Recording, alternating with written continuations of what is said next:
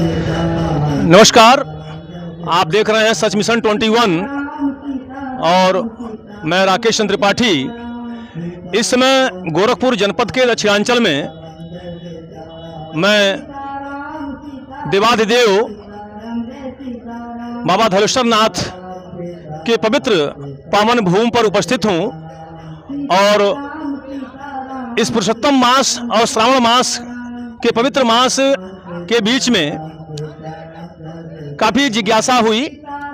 चूँकि print media में कई बार मैं खबर भोलेनाथ के बारे में लिखा, की महत्ता के बारे में, और इस क्षेत्र के जनता की भक्ति के बारे में।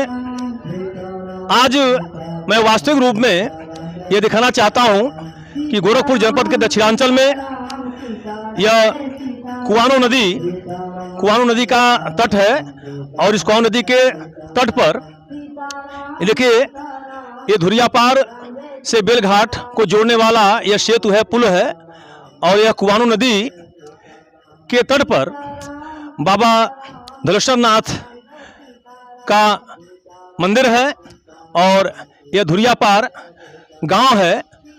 और धुरियापार गांव के रूप में राजा ध्रुव की राजधानी, ऐसा माना गया कि आज के 500 वर्ष पहले एक राजा ध्रुव हुआ करते थे और उनकी राजधानी ये धुरियापार थी। और इसी स्थान पर यहाँ बाबा धलेश्वर नाथ, जिनके बारे में ऐसा कहा जाता है, श्रुतियाँ हैं कि त्रेता युग में भगवान भोलेनाथ स्वयंभू के रूप में यहाँ पर दिखाई दिए और आपकी पूजा अर्चना यहाँ पर निरंतर रोज चलती है। क्या सावन या क्या पुरुषोत्तम मास, इस मास की तो महत्ता अलग है, लेकिन प्रतिदिन जो है हजारों की संख्या में श्रद्धालु यहाँ बाबा का दर्शन करने आते हैं और दर्शन करते हैं। मैं चल रहा हूँ बाबा के स्थान पर और देखिए यहाँ पर रुद्राभिषेक का कार्यक्रम भी चल रहा है। प्रतिदिन जो है 2-4-10 रुद्राभिषेक बाबा के स्थान पर यहाँ होता है और छत नहीं है, स्वयंभू हैं भोलेनाथ और त्रेता युग के भोलेनाथ हैं बाबा धलेश्वर नाथ। आप इस चैनल के माध्यम से दर्शन कर सकते हैं। और यहाँ पर देखिए पुजारी लोग आते हैं और अपने जजमान का यहाँ पर ये रुद्राभिषेक और भगवान शिव की पूजा यहाँ कराते हैं। और फिर मैं आगे चलता हूँ कि यह इस स्थान की क्या महत्ता है। आगे बताऊँ कि यह बाबा का जो स्थान है, छत नहीं हुआ, छत क्यों नहीं हुआ, अभी मैं यहाँ के पुजारी महंत से जाने का प्रयास करूँगा। बाबा धलेश्वर नाथ के स्थान पर यहाँ देखिए हनुमान जी का भी मंदिर बना हुआ है। हनुमान जी के मंदिर के साथ साथ पीछे माँ लक्ष्मी जी का मंदिर है और पीछे जो है अम्बे जी का है, माँ दुर्गा का मंदिर है। और ये तमाम स्थान, दर्शनीय स्थान यहाँ के लोगों ने प्रयास किया। देखिए यह यज्ञशाला है, इस यज्ञशाला में लोग आते हैं, दर्शन पूजन करने के बाद यज्ञशाला में यहाँ हवन का कार्यक्रम होता है। और आवाज़ आप लोगों तक जा रही होगी कि पुरुषोत्तम मास और श्रावण मास में यहाँ पर निरंतर यहाँ भगवान का भजन, अखंड भजन, यह अखंड कीर्तन भगवान का यहाँ निरंतर यह चल रहा है। और सबसे बड़ी खुशी की बात, निरंतर जो है भजन चल रहा है। और मैं बता दूं कि अभी जैसा कि मैं जानकारी प्राप्त किया तो जानकारी में मुझे लगा, ये जानकारी मिली कि देवतीर्थ नैमिषारण्य से यहाँ पर लगभग 1 दर्जन से ज़्यादा यहाँ साधु संत महात्मा यहाँ के पुजारी जी के बुलावे पर यहाँ पर आए हुए हैं। और देखिए आप लोग यहाँ पर बैठे हुए हैं और निरंतर 2-2 की टोली में, जो कि आप लोगों का निवास नैमिषारण्य से लेकर के अयोध्या और अन्य तीर्थों में आप लोग उपस्थित रहते हैं, पहुंचते हैं, जैसे गुरु भाई के बुलावे पर, तो गुरु भाई के बुलावे पर आप लोग यहाँ पर आए हुए हैं।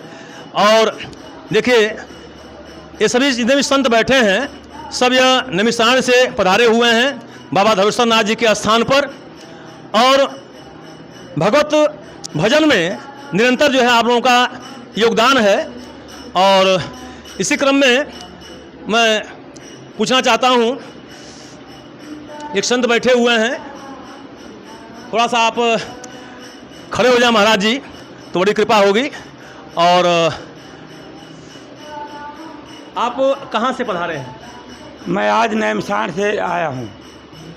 तीर्थ और नैमिष विख्याता पुण्य साधक सिद्धाता, ये सतयुग का तीर्थ है नैमिषारण्य।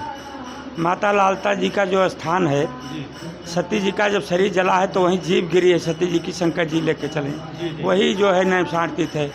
आदि गोमती है जो धेनुमती जिनको जाना जाता है, मन शत्रुपा ने वहीं तपस्या की है।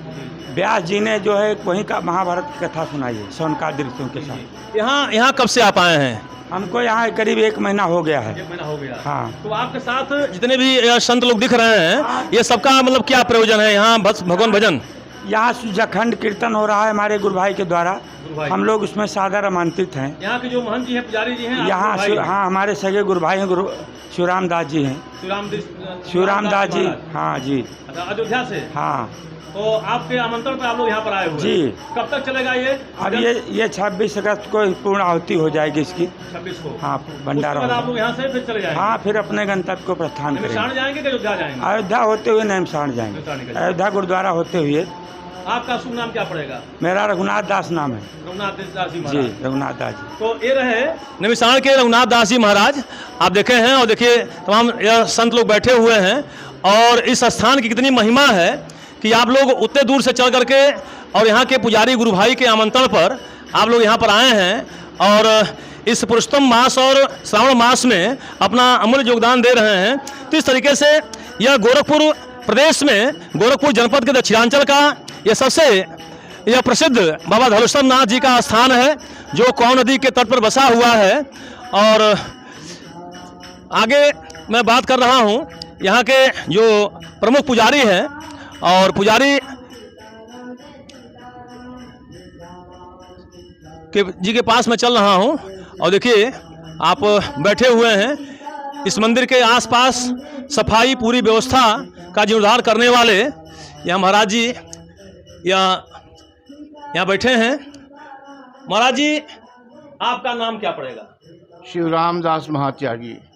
शिवराम महादास त्यागी, शिवराम दास महात्यागी जी। तो महाराज जी यहाँ निरंतर आपके सौजन्य से और आपके ही गुरु भाई हैं, उनका आमंत्रण देकर के नैमिषारण्य से आप बुलाए हैं जी। जो यहाँ भजन चल रहा है जी, ये निरंतर कब तक चलेगा?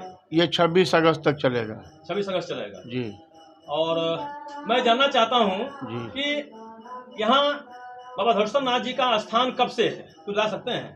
बाबा धरुष्टर नाथ का स्थान अति प्राचीन है। लोग बताते हैं कि त्रेता युगीन है। त्रेता युगीन। हम तो यहाँ सन 2001 में आए, जब यहाँ कुछ नहीं था, ये जंगल था। और बाबा धरुष्टर नाथ के नाम से यहाँ कोई जमीन भी नहीं थी। ये तो सत्य है कि 2001 से में आप आए, उसके पहले जो आज धर्मशाला और सारी चीजें देखने को मिल रही हैं, ये जानकारी मुझे भी मिली कि आपके सौजन्य से हुआ। और शायद अपने आप गृहस्थ जीवन भी नहीं, सन्यासी जीवन में हैं, और अपनी प्रॉपर्टी आदि को हटा करके, और यहाँ अच्छा मंदिर के नाम से कोई जमीन नहीं है? जी, मंदिर के नाम से यहाँ कोई जमीन नहीं थी। तो हमने अपनी प्रॉपर्टी बेच करके जो है यहाँ मंदिर के लिए कुछ खरीदा, और जिसमें ये सब निर्माण कार्य हुआ है। निर्माण कार्य लोगों के सौजन्य सहयोग से हुआ है कि आपके ही मतलब? यहाँ बैठे बैठे ही जो भगवान भेजते हैं उसी से होता है। वैसे प्रशासनिक कोई सहयोग नहीं है। कोई सहयोग नहीं है? नहीं। प्रशासनिक एक हैंड पाइप बड़ा, उसका भी जल पीने लायक नहीं है। एक शुद्ध पेयजल शुद्ध का व्यवस्था हुई, मकान वकान बना, लेकिन जब से बना तब से आज तक चालू नहीं हुआ। वो अभी टूटा फूटा पड़ा हो ही सही, सब लोग उठा ले जा रहे हैं, टंकी पंकी उड़ गई। यही है, प्रशासनिक कोई सेवा नहीं है यहाँ। मतलब अच्छा, ये सड़क कैसे बनी? ये सड़क जो है यहाँ के बेलघाट ब्लॉक से, बेलघाट ब्लॉक के जो ब्लॉक प्रमुख थे उनकी कृपा से ये सड़क ये इतना बनी है। और ये इधर उत्तर की सड़क जो है सम्मतपुर के जो प्रधान थे उन्होंने रास्ता के लिए यहाँ पर व्यवस्था किया। प्रधान का नाम बताएंगे? समस्त प्रधान का पप्पी नाम? प्रधान पप्पी प्रधान जी।